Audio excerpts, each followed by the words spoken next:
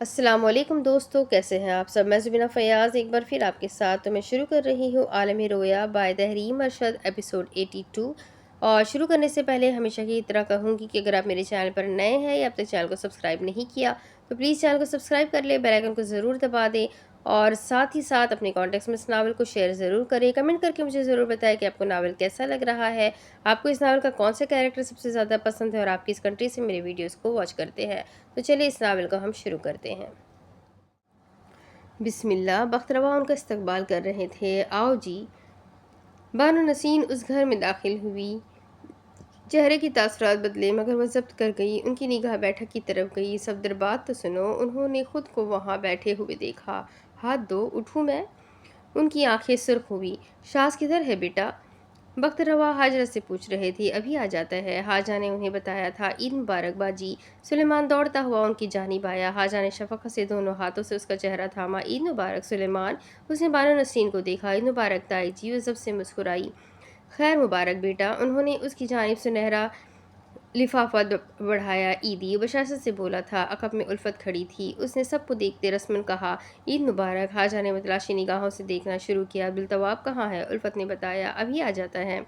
شکل کچھ ٹھیک ہوئی؟ سلیمان نے ہنس کر بتایا، اماں کی اسٹک لگائی ہے۔ وہ جھیپ کر ہنس پڑی۔ لبوں کے قریب ہاتھ گیا۔ بخت روا بیٹھتے ہوئے کہنے لگے، بیٹا شاز کو فون کرو۔ انہیں اچانک یاد آیا، اور ہاں اچھا ہے یاد آ گیا، مجھے کچھ نمبر تو لکھ دو، جب دیکھو ان کا محتاج رہتا ہو۔ وہ سائیڈ والی میز سے قلم اور ڈائری نکالنے لگے۔ انہوں نے قلم اس کی جانب بڑھایا۔ اس نے ان سے قلم لیا اور ڈائری لینے لگی۔ پہلے تمہارے باپ سے لکھواتا تھا۔ اسلم کے ذکر پر بانو نسرین کی حالت غیر ہو گئی۔ شاید انہیں وہاں نہیں آنا چاہیے تھا۔ وہ خستہ حال صفحات کو پلٹنے لگی۔ لمحے بھر کے لیے رکی۔ وہ لوگوں کے پتے لکھے دیکھ کر تیزی سے کاغذ پلٹنے لگی۔ نمبروں میں اس نے ایک کی جانب دیکھا اور پھر ذہن میں پی آر کوڈ آیا۔ اس کے گال سرخ ہو گئے۔ بخت روا نے اسے دیکھا۔ بانو نسرین خاموش بیٹھی تھی۔ ابو نے وہ کوڈ وہاں چھوڑا تھا۔ ابو ہماری مدد کرنا چاہتے تھے۔ اس کی نگاہیں پھری۔ شاز کہاں ہے؟ بوٹوں کی چاپ کی آواز سنائی دے رہی تھی۔ ویران گھر میں اسلم بیٹھا ہوا تھا۔ رجب اس کے سامنے سے چلا آیا۔ اس نے اسے دیکھا۔ لبوں پر ایک مسکراہٹ در آئی۔ رجب سرکنڈے کی کرسی کھینچ کر بیٹھا۔ تم نے بہت اچھا کیا سردار سے اپنا پیچھا چھڑا کر۔ وہ سانس لینے کے لیے ٹھہرا۔ میں چاہتا ہوں تم وہ قطعہ مت کرو جو میں نے کیا۔ قدموں کی آواز پر وہ کہتے کہتے رکا۔ اس نے گرک نگاہ سے نظر گھمائی۔ راہداری سے شاز چلا آیا۔ ساری ہدایتیں اور نصیحتیں چھوٹے داماد کو کریں گے سسر جی۔ زمین پر وہ اپنا بلگیرین چھاتا گھسیٹتے ہوئے لے کر آ رہا تھا۔ وہ اسے بغور دیکھ رہا تھا۔ اسلم نے رجب کو دیکھا۔ اس نے تاثر سے سر جھکا لیا۔ شاز اس کے عقب میں کھڑا ہوا۔ اس نے گہری سانس لی۔ آپ کو پتہ ہے؟ اس کے موبائل کی گھنٹی بجنے لگی۔ اس نے انہیں انگلی دکھائی۔ ایک منٹ۔ وہ جیب سے فلپ موبائل نکالنے لگا۔ اس نے کال اٹھا کر کان سے موبائل لگایا۔ شاز۔ حاجرہ اس پر چیخ پڑی، تم کہاں ہو؟ اس نے اپنے سامنے بیٹھے اسلم کو دیکھا۔ تم ابو سے ملنے گئے ہو؟ تمہیں پتہ ہے ابو ہماری مدد۔ اس نے اس کا جملہ مکمل کرتے ہوئے کہا، مجھے شک تھا۔ کنفرمیشن کے لیے شکریہ، پر میں نے تمہیں منع کیا تھا کسی برو کو ہائر کرنے سے۔ Shut up Shaz. وہ جذباتی ہو کر کہہ پڑی، تم وہاں کیا کر رہے ہو؟ مجھے مستحسن نے بھی بتایا تم اپنا بلگیرین چھاتا لے کر گئے ہو۔ رائسن کی 6 سوئیاں تھی تمہارے پاس اور اب 5، یعنی تم زہر لے کر گئے ہو۔ شاز، میرے باپ کو کچھ مت کرنا۔ وہ مرضی کے مطابق نشے اور زہر کی سوئیاں تبدیل کرتا تھا۔ شاز نے اسپیکر آن کر دیا۔ میں کہہ رہی ہوں انہیں کچھ مت کرنا۔ انہوں نے جو کیا ہے اس کی سزا انہیں قانون دے گا۔ اسلم کی رقص سے نگاہیں جھک گئی۔ مگر میرے باپ کو کچھ مت کرنا۔ مجھے پتا ہے تمہارے ساتھ زیادتی ہوئی ہے، لیکن پلیز میرے باپ کو کچھ مت کرنا۔ وہ محفوظ ہوتے ہوئے آگے آیا اور اسلم کی جانب متوجہ ہوا۔ یہ صبح بھی آپ ہی کے متعلق سوچ رہی تھی کہ آپ کیسے ہیں، کہاں ہیں۔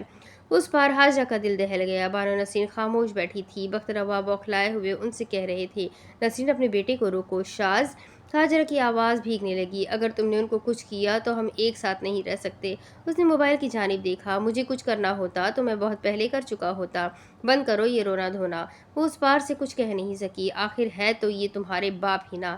اس نے سب سے ریسیور پر گرفت مضبوط کی۔ ہاں بالکل، وہ جیسے بھی ہے میرے والد ہے، اور میں کبھی نہیں چاہوں گی کہ میں ان 2 مردوں کے ہاتھ پر ایک دوسرے کا خون دیکھوں جو میرے لیے اس دنیا میں بہت اہم ہے۔ اس نے کال کاٹ دی۔ اسلم بے تاثرانہ انداز میں بیٹھا اسے دیکھ رہا تھا۔ رجب اٹھا۔ بھائی بیٹھ جائے۔ وہ تشکر اس کا شانہ تھپک کر بیٹھنے لگا۔ اب رجب اس کے پیچھے کھڑا تھا۔ اسلم کے چہرے پر درد کے آثار دیکھے تو کہنے لگا، مجھے حیرت ہوئی جان کر میری بیوی کے لیے آپ واقعی محبت رکھتے ہیں۔ چہرہ ہنوز بے تاثر تھا، وہ اس کی آنکھوں میں دیکھ رہا تھا۔ وہ میری بیٹی ہے، میں جانتا ہوں میں بہت برا انسان ہوں، پر میں اپنی بیٹی کے لیے برا نہیں ہوں۔ لوگوں کو دھوکہ دے دے کر، معصوم لوگوں کا قتل کر کے میں بہت برا انسان بن گیا ہوں۔ میرا دل سرد پڑ گیا ہے، میری روح سیاہ پڑ گئی ہے، مگر میں بے حس نہیں ہوں۔ وہ سانس لینے کے لیے رکا۔ میں جانتا ہوں میری وجہ سے تمہاری زندگی 2 مرتبہ برباد ہو چکی ہے، مگر تم میری بیٹی کو تکلیف مت پہنچانا۔ وہ سادگی سے کہنے لگا، آپ تیسری بار بھی مجھے برباد کرنے کا قطر نہیں سوچتے۔ اگر میری زندگی میں آپ کی بیٹی نہ ہوتی۔ تم میری بیٹی کو استعمال کر رہے ہو۔ دل تڑپ گیا تھا۔ اس نے افسوس کیا، میرا اور ہاجرہ کا رشتہ اس سب سے بہت اوپر ہے، وقت سے بہرا اور غیر مشروط۔ میں جانتا ہوں آپ کو حیرت ہوگی میں نے اس سے شادی کیوں کی، مگر اس سب سے ہماری دشمنی کا کوئی لینا دینا نہیں۔ مجھے یہ بھی پتا ہے وہ ایسی عورت نہیں ہے جو صرف بیوی بن کر رہے۔ مگر وہ ٹھہرا۔ اسلم دھڑکتے ہوئے دل سے اسے دیکھ رہا تھا۔ عورت کس قسم کی ہے؟ اس بات کا اندازہ مرد کی اس کے متعلق نظر کرتی ہے۔ کسی کے لیے عورت صرف طوائف ہے، کسی کے لیے طوائف بھی ادب کے مستحق ہے۔ ان کے درمیان خاموشی چھا گئی۔ پھر اس نے اس سے پوچھا، کیا چاہتے ہو تم؟ اس نے ایک گہری سانس لی اور تمہید باندھی۔ میں جانتا ہوں تم ہمارے درمیان دشمنی ہے، آپ کے ہاتھ پر میرے باپ کا خون ہے، سیدھی طرح نہیں تو کسی نہ کسی طرح، جسے میں ساری زندگی معاف نہیں کروں گا۔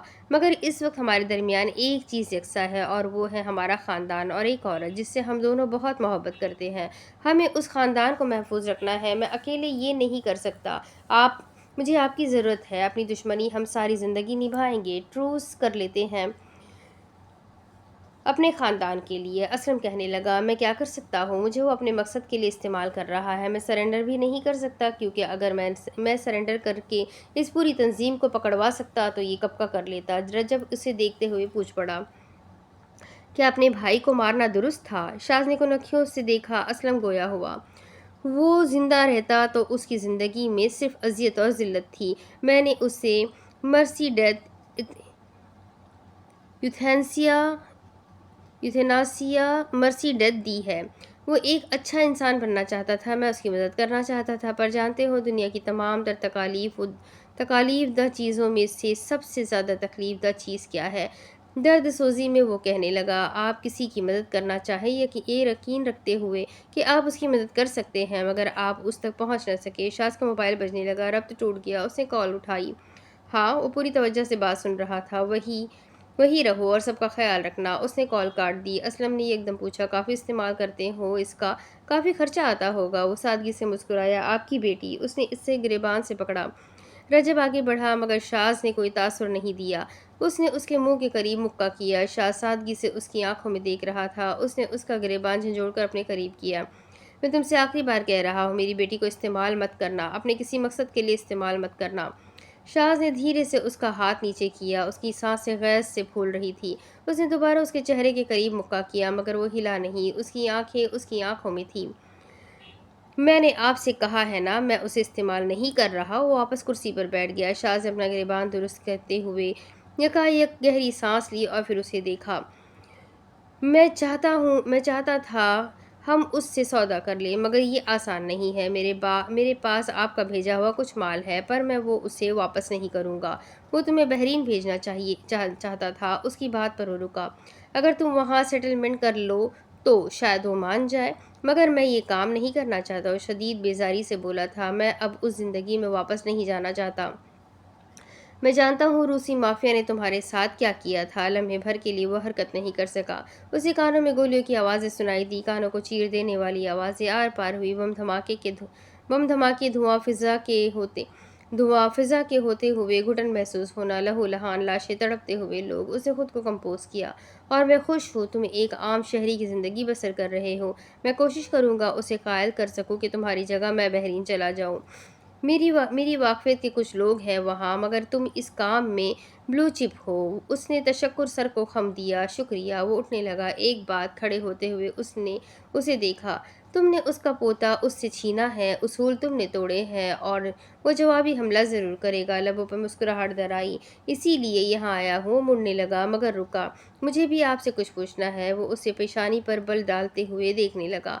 जब आप जानते थे हमारे खानदान ने उसके साथ क्या किया है, तो फिर आपने उसके साथ काम क्यों किया? ये सुनते हुए उसने एक साथ आ भरी। वो कहने लगा, पहले मैं जानता नहीं था कि सरदार कौन है। जब पता चला तब एहसास हुआ उसने हमें कोई नुकसान नहीं पहुंचाया, मगर बाद में समझ आया वो हमें नुकसान नहीं पहुंचा रहा था, हमारे साथ खेल रहा था। क्या आपको नहीं लगता वो किसी के जुर्म की सज़ा इस सारे मुल्क को दे रहा है? बेकसूरों को भी शास कहे बिना नहीं रह सका। असलम सादगी से बताया, उसका भी तो कोई कसूर नहीं था। उसे सियासत से कोई गर्ज नहीं है। उसका धर्म गुर्बत और ज़ात इंतकाम है, और बाकी सब उसके दुश्मन। वो सियाह है, मगर जब मैं अपने बाप का अमल देखता हूँ तो उलझन में पड़ जाता हूँ। दुनिया में कौन सियाह नहीं है? वो जाने के लिए पलटा। असलम खामोशी से उसे देख रहा था। मैदान में रेत उड़ रही थी। शाज अपने कदम आगे बढ़ा रहा था। रजब उसका ताक़ुब कर रहा था। सरदार चीफ गेस्ट की जगह पर बैठे हुए कबड्डी का मुकाबला देख रहे थे। वो अब्दुल रफ़ीक के साथ खड़ा फासले से उन्हें देख रहा था। तुम इससे नहीं लड़ सकते, मगर वो मुट्ठियां भींचे उन्हें देख रहा था। मैदान में शोर मच रहा था। धूल उठ रही थी। कबड्डी बाज एक दूसरे को ज़मीन पर पटक रहे थे। बेहंगम माहौल था। अब्दुल रफ़ीक उसे उसके करीब ले आया और उनकी जानिब झुका। सरदार, उसने सामने देखा। निगाह शाज पर गई। वो बगौर उन्हें देख रहा था। कबड्डी मुकाबले के बाद वो कमरे में बैठा हुआ था। उसके साथ एक और नौजवान था। सरदार कमरे में आया। उसके साथ बैठा नौजवान उठ खड़ा हुआ, मगर वो नहीं उठा। सरदार उसे देखते हुए सरबराही कुर्सी पर बैठे अब्दुल रफ़ीक कमरे में आया। सरदार ने उससे पूछा, कितने में सौदा करोगे? जवाबन वो दरश्ती से कहने लगा, मैं यहाँ सौदा करने नहीं आया, मैं शाहनवाज का बदला लेने आया हूँ। मेरा मकसद पैसा नहीं है, मुझे इख्तियार चाहिए। वो महफूज हुए। कैसा इख्तियार? उसने उनकी कुर्सी की जानिब इशारा किया। लबों पर मुस्कुराहट दर आई। क्या तुम हमेशा से इतने साफ़गो हो? ज़रूरत के तहत हो जाता हूँ। शायद इसलिए आज तक तुम कामयाब नहीं हो पाए। उसने अब दूसरे नौजवान को देखा। तुम्हें क्या चाहिए? 10 लाख। सरदार ने सर हिलाकर कहा। ठीक है। शाज ने हैरत से उसे देखा।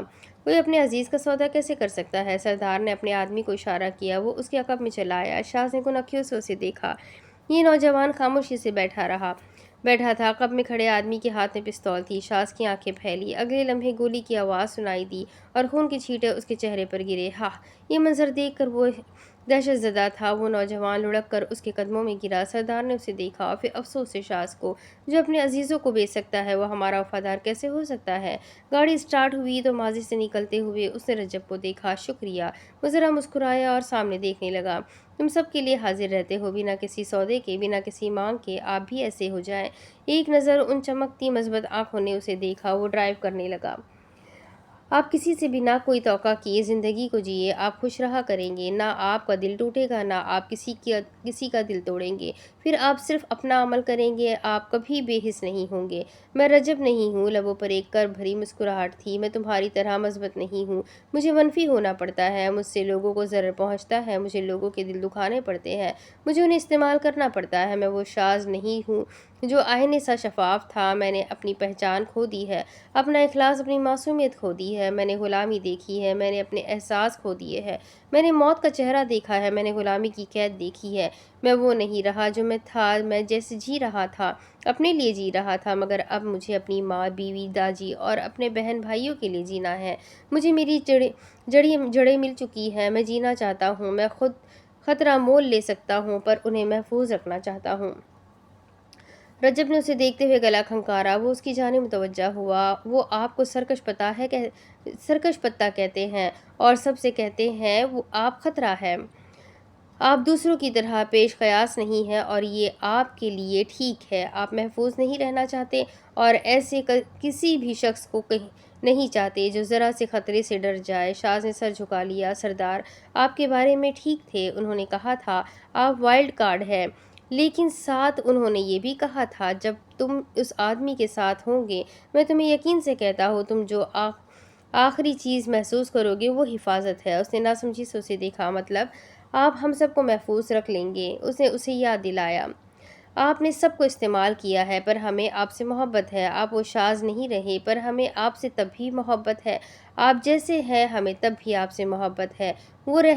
وہ نہ رحم دل تھا، نہ بے رحم، نہ حساس، نہ ہی بے حس، مثبت بھی نہیں تھا، منفی بھی نہیں تھا، مغرور نہیں تھا، مگر عاجر بھی نہیں تھا۔ وہ ایسا نہیں تھا جسے ہم سفید کہتے، پر وہ ایسا ضرور تھا جس کی محبت میں ہم نہ چاہ کر بھی پڑ جایا کرتے تھے۔ ابا جی، طلال لائننگ والی شرٹ اور جینس سے ملبوس تھا۔ میں جا رہا ہوں دوستوں کے ساتھ، صلاح الدین صاحب نے سادگی سے کہہ دیا۔ اچھا ٹھیک ہے، 8 بجے گھر آ جاؤں گا۔ وہ صحن سے نکلتے ہوئے باہر جانے لگا۔ رجب باورچی خانے میں کھڑا چاولوں کے گلاس نکال رہا تھا۔ اس نے ایک نظر طلال کو دیکھا، لبوں پر مسکراہٹ اتری۔ کتنے بجے آئے گا؟ فریدہ خانم اسے صحن میں شور و غوغا کرتی ہوئی دکھائی دی۔ رجب نے دونوں ہاتھوں سے ان کا چہرہ تھامے ہوئے انہیں بتایا، اماں مت پریشان ہو، ابھی آ جاؤں گا۔ مگر انہوں نے اس کا بازو زور سے پکڑے رکھا۔ دیکھ، 7 بجے گھر آ جانا، عشاء پڑھ کر فوراً گھر ہونا چاہیے۔ طلال چارپائی پہ بیٹھا دوہرا دوہرا کر پہاڑے لکھ رہا تھا۔ اس نے ماں کو دیکھا اور کہنے لگا، اماں۔ رجب نے اسے دیکھا، آ جائے گا، مت ایسے کیا کر، لوگ اس کو باہر ممی ڈیڈی کہتے ہیں۔ پہلے اسام بھائی کو بدنام کیا ہے، اب اس کو بھی کروانا ہے۔ جواباً وہ کہنے لگی، جو بچے نوجوانی کو پہنچ کر بھی اپنے والدین کو اپنے باہر آنے جانے کی معلومات اور چھوٹی موٹی حرکات کے متعلق خبر دیتے ہیں، اس کا مطلب یہ نہیں ہوتا کہ وہ ممی ڈیڈی ہے۔ اس کا مطلب ہے وہ اپنے والدین کی عزت کرتے ہیں اور ان کے ہونے کو اہم مانتے ہیں۔ چاولوں کے گرنے کی آواز پر اس نے صحن میں دیکھا، اناہیتا صلاح الدین صاحب کے پیروں پر کھڑے جھولا لے رہی تھی۔ اس نے چاولوں کی بالٹی کی جانب دیکھا اور پھر صلاح الدین صاحب کو۔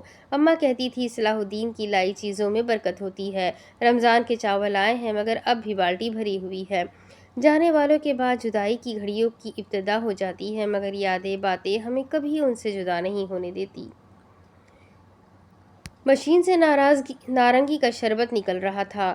ہاجرہ کھوئی ہوئی شربت نکال رہی تھی۔ الشبہ کا چہرہ اس کی آنکھوں کے آگے بار بار آ رہا تھا۔ کتنوں کو اس کے باپ نے یتیم کیا تھا۔ شاذ کوہ نور، تحلیل، نہ جانے ایسے کتنے مظلوموں سے وہ بے خبر تھی جنہیں اس کے باپ نے یتیم اور مسکین کیا تھا۔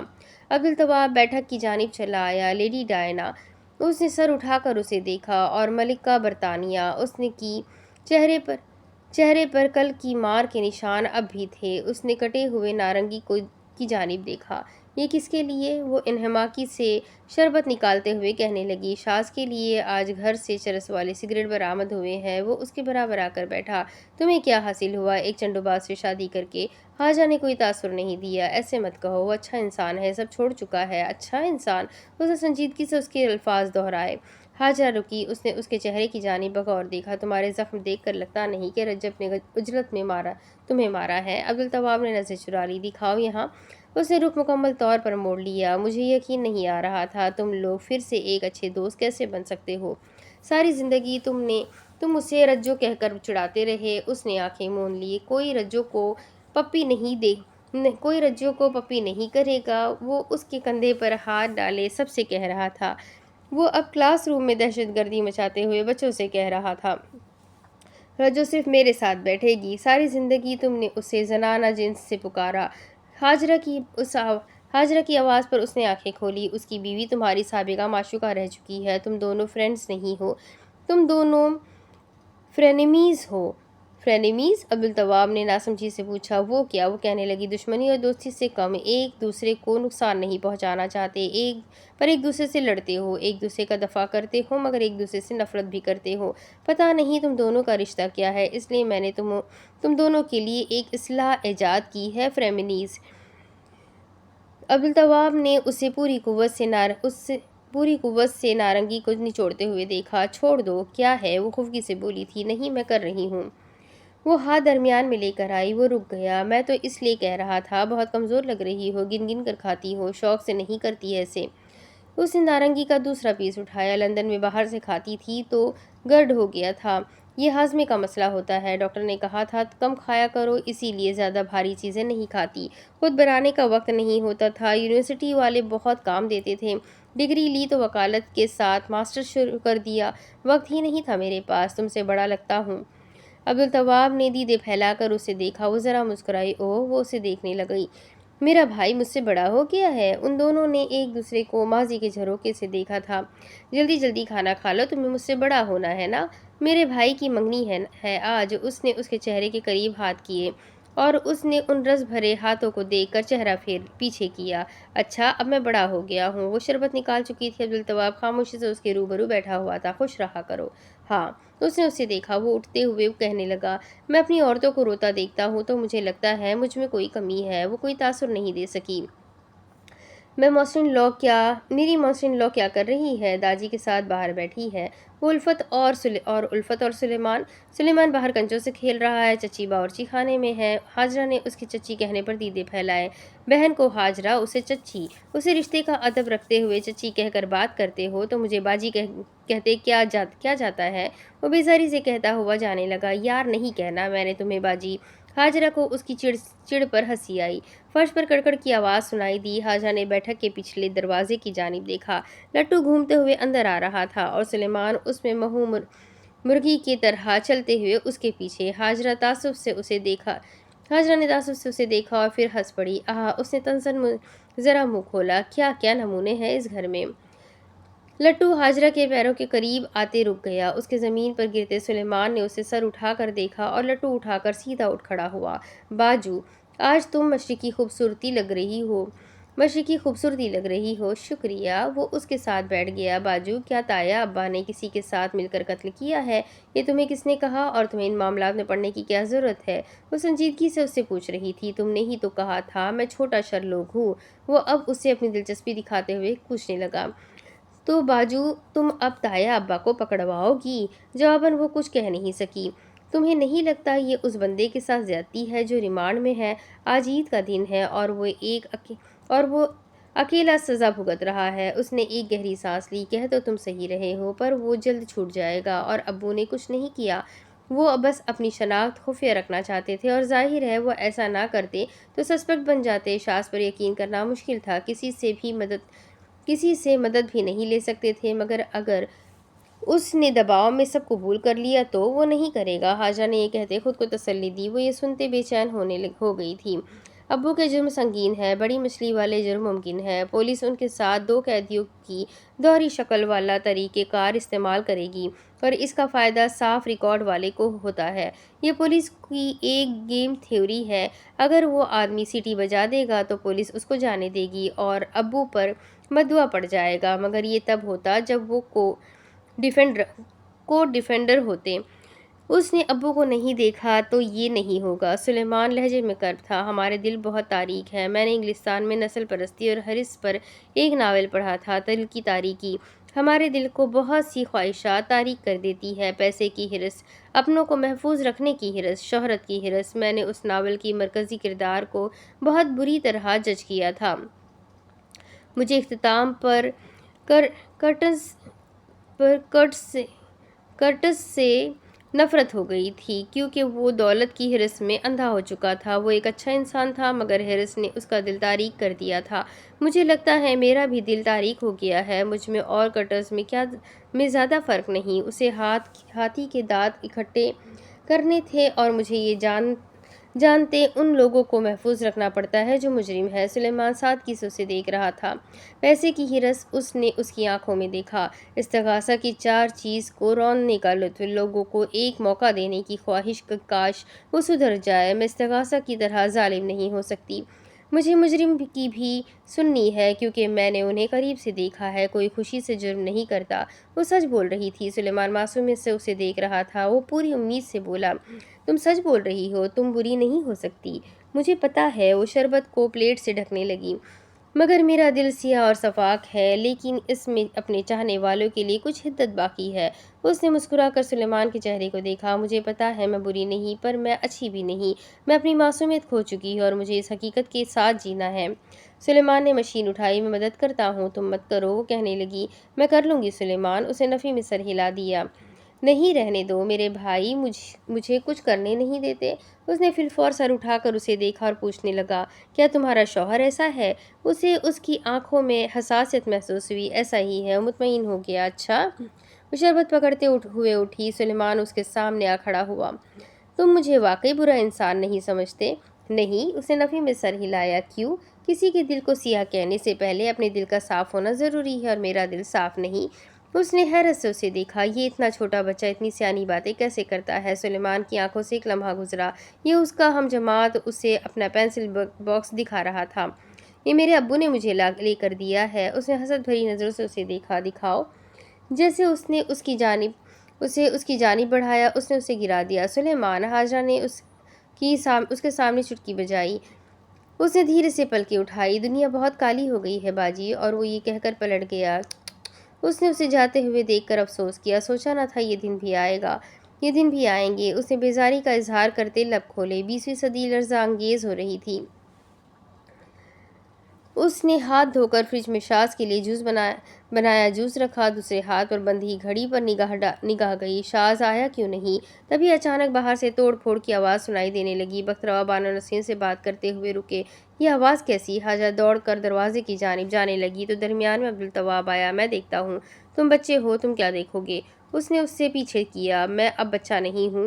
وہ پھر سے آگے آیا۔ حاجہ اکتا کر اس کے عقب میں کھڑی ہو گئی۔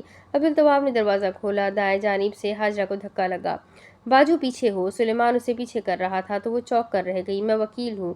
مگر اس نے اس کی انسنی کی۔ پیچھے ہٹو۔ اس نے کمر پر ہاتھ رکھ لیا اور ان دونوں لڑکوں کو دیکھا۔ شاز کی آواز باہر سے سنائی دی۔ حاجرہ آگے آنے لگی۔ میں۔ سلیمان نے اسے اشارہ کیا۔ باجو رک جاؤ نا۔ وہ ٹھہر گئی۔ شاز بھائی دیکھ رہے ہیں۔ شاز باہر گلی میں احسن کے والد کے ساتھ کھڑا تھا۔ اب گلی کے باہر ان کے گھر کا سامان پڑا ہوا تھا۔ مسئلہ کیا ہے؟ سلیمان نے عبدالتواب کی پسلی کی طرف سے سر گھسا کر باہر نکالا۔ سود خور۔ عبدالتواب نے نیچے سر جھکا کر دیکھا اور ہاتھ جھلایا۔ حاجرہ بے تابی سے بولی۔ کیا ہوا کیا ہے؟ سلیمان نے اندر کی جانب سر کیا۔ خالو جی کے گھر سود خور گھس آیا ہے، لیکن انہیں کیا ضرورت ہے سود پر کوئی چیز رکھوانے کی؟ اسے یہ جان کر کافی حیرت ہوئی۔ احسن تو جرمنی ہے، بڑا بے غیرت ہے۔ حاجرہ نے اسے گھور کر دیکھا۔ سلیمان۔ مگر وہ روانی سے کہنے لگا۔ 2 ماہ سے خرچہ نہیں بھیجا۔ وہ ناراضی سے کہنے لگی۔ یقیناً اس کے پیچھے کوئی وجہ ہوگی، آپ کو اس کا خمیازہ بھرنا پڑے گا۔ پنجاب منی لینڈرز اور ڈائننس 1960۔ حاجرہ اندر سے بول رہی تھی کہ 5ویں چیپٹر میں۔ عبدالتواب پلٹا۔ اس جاہل کو کیا پتا ہوگا یہ سب؟ وہ خاموش ہو گئی۔ یہاں لوگوں کو سیدھا سیدھا بتانا ہوتا ہے۔ یہ قانونی ہے، یہ غیر قانونی ہے۔ شاز نے ایک نظر اندر کی جانب دیکھا اور پھر سود خور کو روکتے ہوئے بتانے لگا۔ مقروضین کے ساتھ بدتمیزی کرنے کی سزا پر آپ کو قید اور جرمانہ ہو سکتا ہے۔ وہ احسن کے والد کو دیکھ رہا تھا۔ اور چچا جی، کتنا قرضہ لیا ہے آپ نے اس سے؟ 15,000۔ وہ رنجیدگی سے بتانے لگا۔ حاجرہ احتجاج کرتے کرتے باہر نکل آئی۔ اس سے پوچھو ذرا، اس کے پاس لائسنس بھی ہے کہ نہیں؟ اس نے اسے دیکھتے ہوئے ناک سکیڑی۔ لون شارک کس ریٹ پر دیا ہے آپ نے؟ یہ کتنے پیسے مانگ رہے ہیں؟ اور کیا کچھ رکھوایا ہے؟ وہ کہنے لگا۔ میں کیا؟ شاز نے آہستگی سے پوچھا۔ کیا ریٹ ہے آپ کا؟ کچھ رکھوایا ہے؟ احسن کے والد کہنے لگے۔ میں نے سونے کی چین رکھوائی ہے اور ریٹ 18% سالانہ۔ 18%؟ اس نے حیرت سے اسے دیکھا۔ یہ غیر قانونی ہے۔ حاجرہ نے اس آدمی کو اوپر سے نیچے دیکھا۔ مجھے تو اسے دیکھ کر ہی لگ رہا ہے اس کے پاس لائسنس نہیں۔ دوسرا، اس کا انٹرسٹ ریٹ زیادہ ہے اور مقروض کی پراپرٹی بھی خراب کی ہے۔ 6 ماہ کی قید تو اس کی پکی ہے۔ ابھی پہلی قسط دینی ہے، وہ ہی نہیں ہو رہی۔ اوپر سے اس نے سامان توڑ دیا۔ بزرگ سسک کر رو پڑے۔ حاجرہ سیڑھیاں اتر کر آئی۔ ایک تو قانون کے خلاف ورزی، اوپر سے بدتمیزی۔ شاز نے سختی سے اس آدمی سے پوچھا۔ آپ پہلے تو اپنا لائسنس دکھائیں مجھے۔ بخت روا اندر سے باہر جھانک رہے تھے۔ شاز سنجیدگی سے کہہ رہا تھا۔ منی لینڈر آرڈیننس کے سیکشن 19، 20 اور 23 تینوں کے آپ مرتکب پائے گئے۔ حاجرہ نے بتایا۔ لائسنس ہے نہیں آپ کے پاس، قید و جرمانہ پکا ہے۔ وہ آدمی گھبرا کر انہیں دیکھ رہا تھا۔ اس لیے ایک کام کریں۔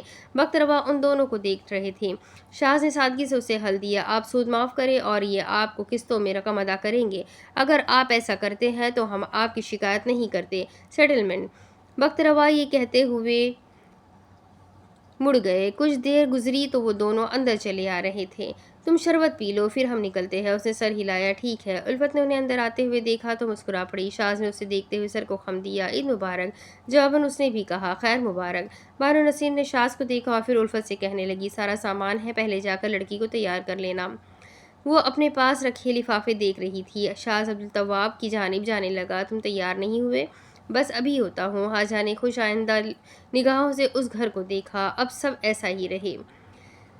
अली की जो बाहर की जानिब देखते हुए बच्चों को पुकार रही थी अली की जो बाहर की जानिब देखते हुए बच्चों को पुकार ही रही थी। वली अकब पर किसी के खड़े होने का एहसास हुआ। उसने कुनखियों से देखा। वो ज़ोहेब था। मैंने तुम्हारे लिखने वाले मसले पर लाहौर के एक डॉक्टर से अपॉइंटमेंट ली है। उसने उसे नज़रअंदाज किया। बच्चों अंदर आ जाओ। कमरे से नजीब पहलवान बाहर चले आए। अरे खेलने दो बेटी। उसने उन्हें देखा कि जो ज़ोहेब ने उसे पुकारा। नजीब पहलवान को देखकर उसने उसे देखा। जी, लहजा बेहसी से भरा था। ठीक है, चलूंगी। उसके लबों पर मुस्कुराहट उतर आई। नजीब पहलवान चारपाई पे आ बैठे। वो ज़ोहेब को देख रही थी। मैं वो औरत नहीं जो कहानी के इख्तिताम पर तुम्हें माफ़ करके तुम्हें मिल जाऊंगी। मैं वो तख़ील पर मबनी कहानियों की अप्सरा नहीं हूँ। ज़ोहेब अंदर कमरे की जानिब हो लिया कि जो वहीं वो नजीब पहलवान के साथ बैठ गई। वो बगौर उसे देख रही थी। बेटी, उनकी पुकार पर उसने उन्हें देखा। हाँ जी अब्बा जी। उन्होंने इल्तिमास की। माफ़ कर दो उसे। इतनी जल्दी? ये तसव्वुर करते भी उससे सीने में तकलीफ़ महसूस हुई थी। अभी तो मेरे ज़ख्म भरे भी नहीं हैं। उसने एक ठंडी आह भरी। अब्बा जी। उसकी पलकें झुक गई। मुझे हाजरा पर रश्क होता है। सब उसे क्यों चाहते हैं? क्यों चाहते हैं? वो पढ़ी लिखी है, हसीन है, अमीर है। मैं जानती हूँ। वो इतनी बेहतर है कि हर कोई उससे मोहब्बत करे, मगर वो ज़्यादा प्यारी है, ज़्यादा प्यारी। इस लफ्ज़ पर दिल गोया किसी ने मुट्ठी में दबा लिया। हम क्यों हुस्न के पैमाने तय कर देते हैं अब्बा जी? हम क्यों काबिलियत के पैमाने सिर्फ डिग्री से जोड़ देते हैं? ऐसे भी तो लोग हैं ना जो बिना डिग्री के डिग्री वालों के ऊपर काम करते हैं। क्या इंसानियत और इखलाकियत की इस दुनिया में कोई वक़्त नहीं? मुझे हाजरा से नफ़रत नहीं है, मगर मुझे उससे हसद है। उसके साथ भी तो बहुत बुरा हुआ। सबको पता है उसका ख़ानदान कितना बदनाम है। सबको पता है आज से सालों पहले उसके साथ क्या हुआ। फिर उसे अच्छा चाहने वाला शौहर क्यों मिला? उसने भी बर्दाश्त किया, मैंने भी बर्दाश्त किया, पर मेरा इख्तिताम अच्छा क्यों नहीं हुआ? क्या ये मेरा इख्तिताम है? मेरा शौहर मुझसे माफ़ी मांग रहा है। हमें कभी ऐसी मोहब्बत नहीं करनी चाहिए जो दूसरों के लिए हसरत और आलम रोया बन जाए।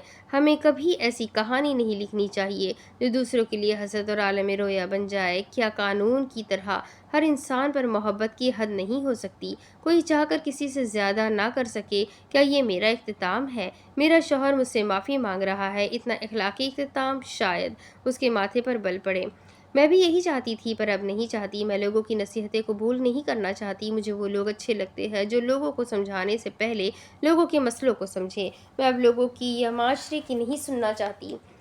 अब मैं अपने लिए कुछ करना चाहती हूँ। इस डर से डॉक्टर को नहीं दिखा रही। वो उनके सवाल पर चौंक गई। कहीं तुम्हारा इलाज हो गया तो तुम लिखना ना छोड़ दो। उसने कपकपाती आवाज़ में सफाई पेश की। मगर अब्बा जी, मुझे इससे सुकून मिलता है। वो तो नशे से भी मिलता है। उसने मुट्ठियाँ भींच ली। अब्बा जी, इसमें जानता हूँ फ़र्क है। वो ठहर ठहर कर कह रहे थे। तुम हम हर रोज़ इसकी मिकदार बढ़ा रही हो। रात को अचानक उठकर लिखने लगती हो, खाना छोड़कर लिखने लगती हो। ये नशा ही तो है बेटा, जो तुम्हारी बुनियादी ज़रूरियात से ज़्यादा अहम होता जा रहा है। आज मिकदार कम है, मगर जिस दिन ये मिकदार हद पार कर गई उस दिन तुम अपने बच्चों को भी भूल जाओगी। और ये ख्याल उसे खौफजदा कर गया। ये तुम्हारा हुनर है, तुम्हारे पास रहेगा। उन्होंने उसे इत्मीनान दिलाया। हुनर सबके पास है। कोई उसे मनफियत के लिए इस्तेमाल करता है, कोई मज़बूत पहलुओं के लिए। उसे कामयाबी बना कोई उसे कामयाबी बनाता है और कोई उसे लत। ये तुम्हारा हुनर है। वो उसे यकीन दहानी करवाते उसकी आंखों में देख रहे थे। इसे तुमसे कोई नहीं छीन सकता, कोई नहीं। वो सांस लेने के लिए रुके। तुम्हारी अलामात जानने के बाद डॉक्टर का कहना है तुम्हारे नफ्सियाती मसला है। जैसे जिस्मानी चोट लगने से अक्सर खून मुंजमद हो जाता है, वैसे ही जज्बाती तौर पर भी एहसास मुंजमद हो जाते हैं या किसी मखसूस चीज़ पर उसका दबाव पड़ जाता है। तुम्हें खौफ का मर्ज है। उसकी पलकें लर्जी। हाँ, तुम्हें खौफ है चीज़ों को खोने का, उनके नामुकम्मल छुटे रहने का, अधूरेपन का, और तुम्हें डॉक्टर के पास जाना चाहिए। उसने सर हिला दिया। जी जी अब्बा जी। और वो मुतमईन होकर मुस्कुरा पड़े। बहुत बेहतर। अब इसकी आगे की कहानी मैं आपको अगली वीडियो में सुनाती हूँ कि आगे क्या होगा। ये जानने के लिए मेरे साथ बने रहे। वीडियो को लाइक करें, चैनल को सब्सक्राइब करें, बेल आइकन को ज़रूर दबा दें। नावल कैसा लग रहा है कमेंट करके ज़रूर बताएं। आप किस कंट्री से मेरे नावल्स को सुन रहे हैं ये भी मुझे कमेंट करके ज़रूर बताएं। तो चलिए मिलते हैं अगली वीडियो में। तब तक के लिए अपना खूब सारा ख्याल रखें, मुझे भी दुआ में याद रखें। अल्लाह हाफिज़।